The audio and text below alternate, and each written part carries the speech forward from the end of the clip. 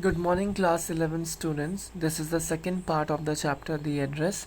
So, before we move on to our today's session, let's discuss the portion we covered in the first video in the first part of the chapter, the address. So, let me just remind you once again this story is a touching account of a girl who is looking for her mother's belonging after the Second World War in Holland. So, let's find out. Uh, the daughter, she knocks at the door of Mrs. Darling's house, and the owner, she opens the house, but she refuses to recognize her face, and the daughter tries to tell her that she is Mrs. S daughter, but still Mrs. Darling, she cannot recognize her.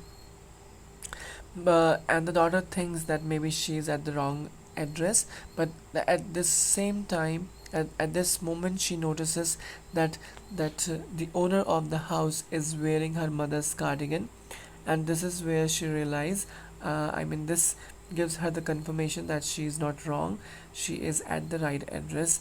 And when the woman knows that the girl has noticed her mother's cardigan, she gave her a very cold and a cold reply that shows her very unwelcoming nature. She says that she hasn't expected anyone to return, and the girl tells her that she is the only one who has returned, and this informs us that her mother has died, uh, you know, in the war. So the woman is very unkind and insensitive. She asks her to leave as she was not in a state to do anything for her. The daughter is very disappointed, and now she is going back to the station to go to the place whence she comes from. And on the way to the station, she again experiences flashback, and she remembers the time when her mother she remembered the time when her mother told her about Mrs. Darling and the address she was standing at. So uh, you know and she has finally reached the station. She has not even realized, because she was recalling the past time, and she doesn't even want to go any further or notice any familiar thing in Holland, because it is now a source of uh, pain, because whenever she sees those familiar thing that has connection with her former life, she remembers her dead mother. That is why she wants to forget, she wants to avoid these things.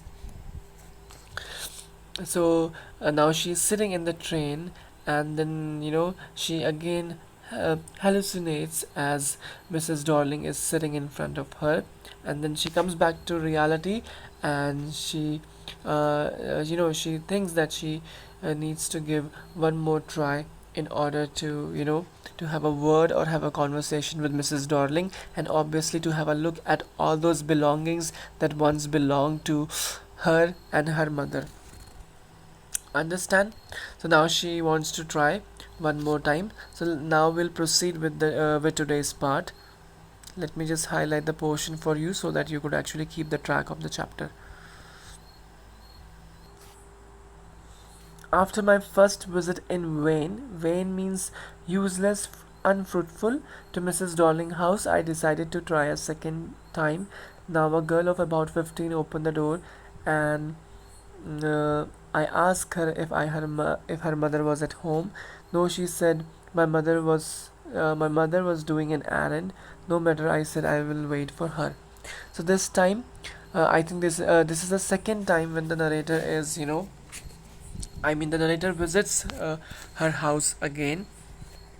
She decides to visit it a second time, and this time a girl of about 15. She opens the door, and she informs narrator that her mother is not at home. So the narrator asks permission to stay, and the daughter let her come inside. She follows the girl along the passage. Right? I followed the girl along the passage. Let me just highlight it first.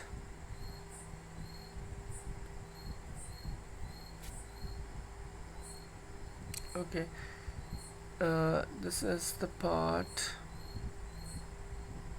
I followed the girl along the passage, an old-fashioned iron Hanukkah. Hanukkah is actually Jewish festival of light that is celebrated in December. Candle holder hung next to a mirror.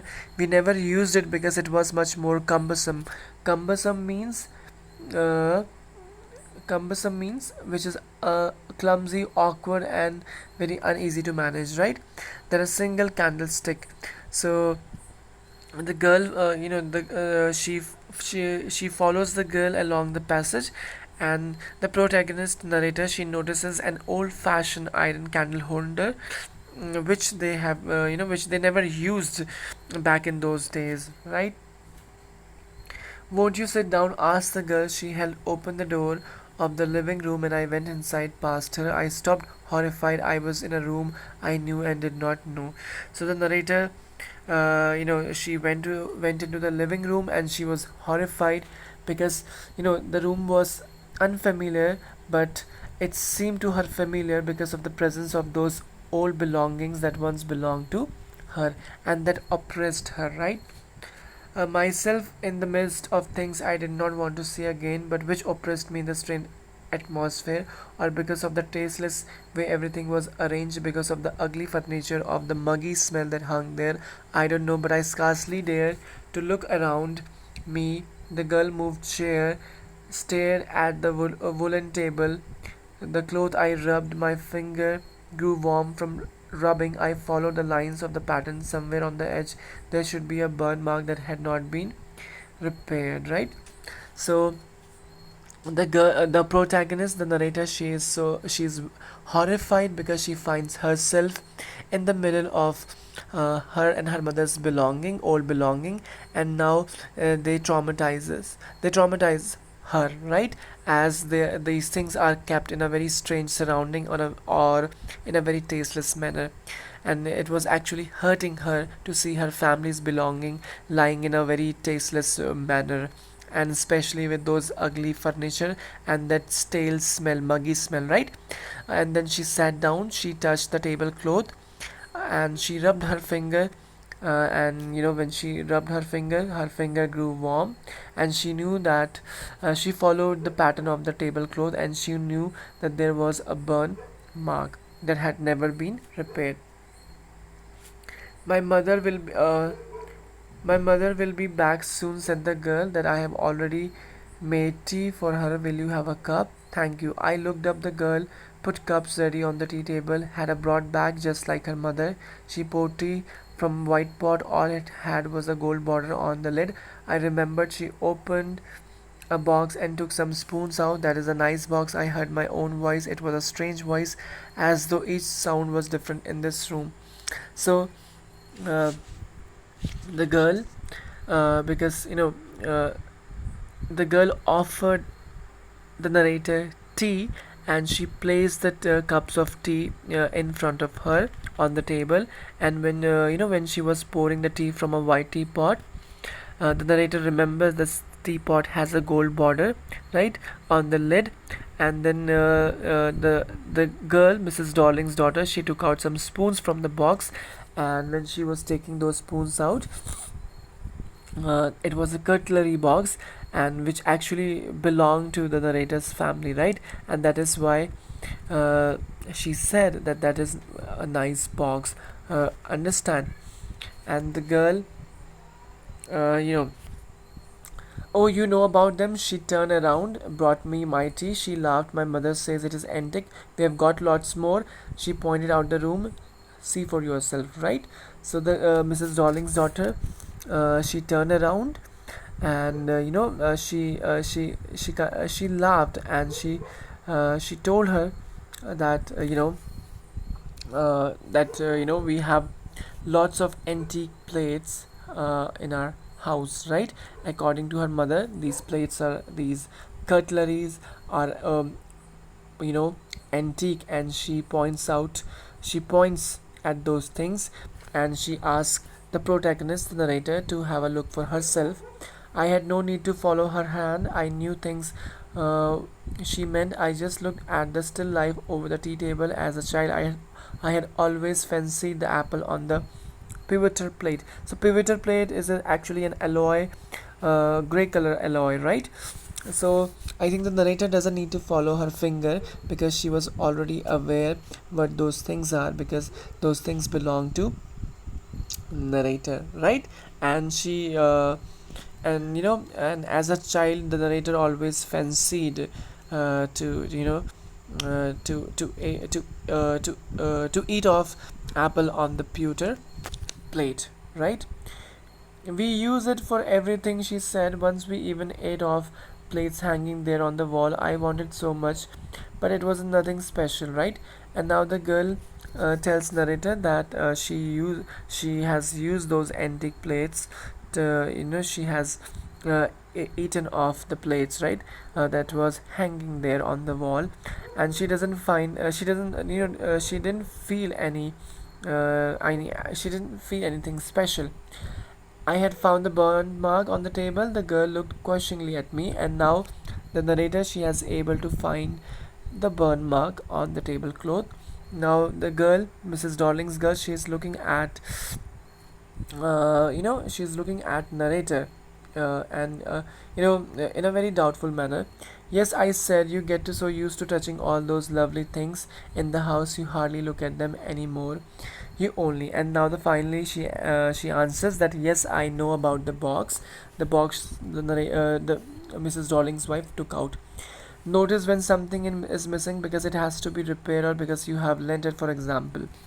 Now, through this, in this paragraph, the narrator highlights a human trait that we have a tendency to take everything for granted, anything that we have in abundance, right? We only understand the importance of thing when we lose it, or when we have given it to somebody else, or we have or if it has gone missing, right? Understand? So the narrator is actually she's indirectly hinting to the girl that they miss things which are either missing from their original place or have been loaned to somebody, right? Again, I heard the unnatural sound of my voice. I went on. I remembered my mother once asked me if I would help her polish silver. It was a very long time ago, and I was probably bored that day before. Perhaps I had to stay at home because I was ill, as she had never asked me before. I asked her which silver she meant. She replied, surprised, that it was the spoons, forks, and knives, of course, and that was a strange thing. I did not know the cutlery we ate of every day was silver. So the narrator, she again shares an experience from her from past. That the life that she lived in the first half of the war. The narrator initially was not aware that her belongings, her crockery, were made of silvers. She realized it when her mother asked her to polish them, and she asked her to polish them because she was at home. The narrator was at home that day. Maybe she was ill, or maybe she was bored. So this is when she realized, and she knew that Mrs. Darling's daughter, she's also unaware of the fact. The girl laughed again. I bet you don't know it is either. I looked intently at her. What we ate with? She asked. Well, do you know? She hesitated. She walked to the sideboard and wanted to open a drawer. I will look. It's in here. Now, because the narrator, she asked her that if she is aware of the fact that all the cutleries that she has, right, in the box is made of silver. And the daughter, Mrs. S daughter, she is she's surprised to hear that they were using silver cutlery for everyday eating, right? And she hesitated because she did not know. Even she doesn't know, right? And she wants to check. And she stood up, and she went across the sideboard, and she opened the drawer in order to check whether the narrator was actually right or wrong, right? And the meantime, the narrator, she could not bear the sight of her belongings anymore. So she stood up, and she told the daughter of Mrs. Darling that she was getting late. She had to catch the train, right? And she left the room. She knew the passage. She knew her way out. And when she was leaving the house, she could hear Mrs. Darling's child looking for those spoons, right? She could hear the jingling sound, right? This is the jingling sound of spoons. At the corner of the road, I looked up at the nameplate, Macaroni Street. It said I had been at number 46. The address was correct, but now I didn't want to remember it anymore. It wouldn't back there because the object it didn't go. It wouldn't go back there because the objects that are linked in your memory with familiar life of formal times instantly lose their valuable when they severed. Severed means separated, right? So the narrator, she is leaving. Uh, I mean, she's leaving and she doesn't want to remember everything because I think she has reached this final resolution because she has decided that she could not stay there anymore. And the address is correct, she knows that, but she doesn't want to remember it anymore because she feels that these objects are linked to a memory, of a time when her mother was alive. She wasn't dead, right?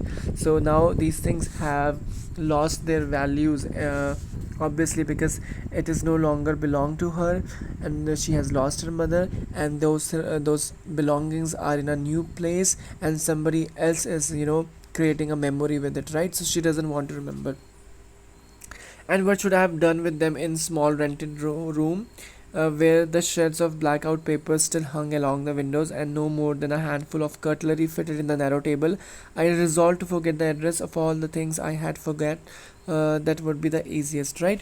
So she comforted herself by thinking that the room where she lives is too small, right? And she cannot accommodate all the old stuff, and also the drawer she has, it's very small. She can only keep handful of spoons, so she doesn't want them. And she has resolved, I think she has resolved to forget the address, and she finds that this is the easiest thing, right? So that's all we have in the chapter, children. The chapter ends here. uh, Please do find the question answers on Ursel Porter and make sure you complete them. That's all for today's session. Everyone have a nice day.